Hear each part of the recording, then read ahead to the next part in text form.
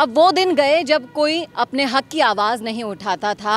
आजकल के युवा काफ़ी समझदार हैं और इतना जानते हैं कि किस तरह से अपना हक सरकारों से मांगना है। इसी के तहत गुर्जर समाज के युवा आज इकट्ठा हुए हैं और कुछ युवा मेरे साथ भी हैं। मैं जानना चाहती हूँ ऐसे कौन कौन से मुद्दे हैं जो सरकार को वो बताना चाहते हैं और अलर्ट देना चाहते हैं कि किस तरह से कौन सी ऐसी समस्याएं हैं जो नहीं सुलझाई जाएंगी तो हो सकता है सरकार के लिए मुश्किलें खड़ी हो जाएं। और आने वाले लोकसभा चुनाव में क्या है इनका मूड, ये सब कुछ बताऊंगी मैं आपको इस वीडियो में, इसलिए बने रहेगा आखिर तक मेरे साथ। नमस्कार, मैं हूँ चेतना शर्मा, आप देखना शुरू कर चुके हैं राजस्थान संवाद।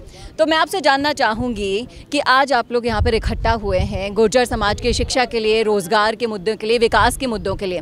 तो आपको क्या लगता है कि कोई सी भी सरकार, चाहे से कांग्रेस हो या फिर बीजेपी, कौन सी सरकार ने आपके इन मुद्दों को समझा है दिल से?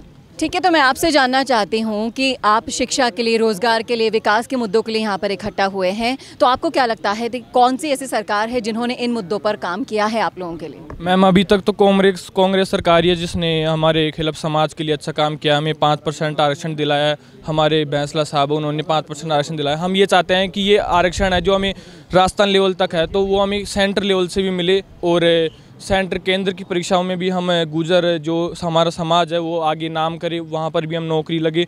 तो हमें केंद्र सरकार से पारित हो खिलाफ ये आरक्षण है। जो जिस तरह से पायलट के साथ कांग्रेस में हुआ, आपको क्या लगता है कि गुर्जर कौम से आते हैं पायलट, तो हो सकता है उनको हमेशा पीछे खींच कर रखा गया, तो अब जब उनके पास थोड़ी बहुत पावर आई है तो आपको क्या लगता है कि इन मुद्दों को सुलझाने के लिए पायलट जैसे नेताओं की और ज़रूरत है, और पायलट की जो कद्र कांग्रेस में की जा रही है उस पर आपकी क्या राय?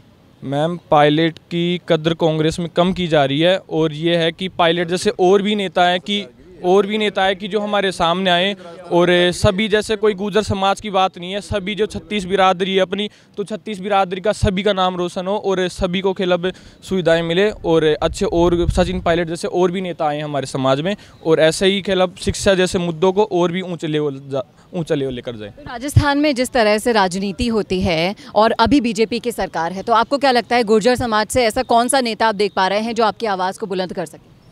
गुर्जर समाज से तो हमारा सचिन पायलट ही है जो हमारी आवाज़ को और बुलंदी तक लेकर जाता है। और अभी तो मैम आपको ऐसा लगता है कि जैसे राजस्थान में काम हो रहा है, जैसे कुछ वैकेंसियाँ भी निकल रही है, सभी काम हो रहे हैं, तो अभी लोकसभा चुनाव आने वाले हैं, तो हम अगर भाजपा सरकार को तो जब ही माने जब ये कांग्रेस जैसे लोकसभा चुनाव हो जाए, लोकसभा चुनाव के बाद में भी अगर काम करती है ना बीजेपी सरकार अगले 5 साल तक, जब जाकर हमारी बात हो, ऐसे कुछ। तो आपको नहीं लगता कि बीजेपी में आपके समाज का कोई प्रतिनिधित्व करने वाला कोई ऐसा नेता है दमदार पायलट के अकॉर्डिंग?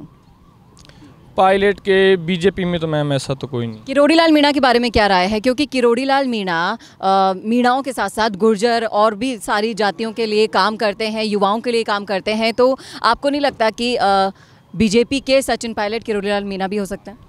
मैम, अच्छे तो अच्छा काम करते हैं किरोड़ी लाल बैंसलो, वो जो किरोड़ी लाल मीणा है जो सभी के लिए अच्छा शिक्षा के लिए मुद्दे उठाते हैं, आरक्षण करते हैं, सभी अच्छे हैं, लेकिन फिर भी हमें थोड़ा समाज को, वो एक मीणा समाज को थोड़ा ज़्यादा महत्व देते हैं और गुर्जर समाज थोड़ा कम महत्व देते हैं, और गुर्जर समाज के अलावा तो और किसी समाज को तो महत्व ही नहीं देते। तो मैं ऐसे चाहते हैं कि वो सभी को महत्व दे। बैंसला जी के बेटे के बारे में आपकी क्या राय है? क्योंकि बैंसला जी ने जितना किया, किरोड़ी बैंसला जी ने, आज उनके बेटे से भी उम्मीद तो लगाई थी समाज ने, लेकिन वो उम्मीदों पर खरा नहीं उतरे। उम्मीद पे बिल्कुल भी खरा नहीं उतर रहे हैं। वो एक ऐसे मान लो कि बीजेपी में शामिल हो गए तो वो यानी बात ही नहीं करते किस कांग्रेस की और हमारे समाज की, कुछ बात ही नहीं करते। उनको तो बस ऐसे बीजेपी और जो बैंसला साहब है उनके जैसा, उनमें हमें ऐसा लगता है कि उनमें कुछ भी नहीं है ऐसा कुछ। लोकसभा में मैं जानना चाहूँगी कि आप किसको चुनेंगे, बीजेपी या कांग्रेस? कांग्रेस मैम, कांग्रेस। तो देखा आपने किस तरह से युवाओं का मन बदल रहा है, युवाओं का जो वोट है वो कांग्रेस की तरफ झुक रहा है। बीजेपी में उन्हें कोई दमदार लीडरशिप नहीं दिखाई दे रही है। अब आपको ये सोचना होगा, समझना होगा कि लोकसभा चुनाव में किस तरह से बीजेपी के लिए यहाँ पर युवाओं में जो रणनीतियाँ हैं वो बन रही हैं। उन्होंने साफ साफ कह दिया कि हमारे समाज से जो भी इक्के दुक्के नेता हैं वो लोग हमारे समाज के लिए कुछ नहीं कर रहे, वो सचिन पायलट के फेवर में जा रहे रहे हैं। और ये जो लोग थे वो मेरे पास थे बांदीकुई से, दौसा विधानसभा क्षेत्र से, दौसा लोकसभा क्षेत्र से।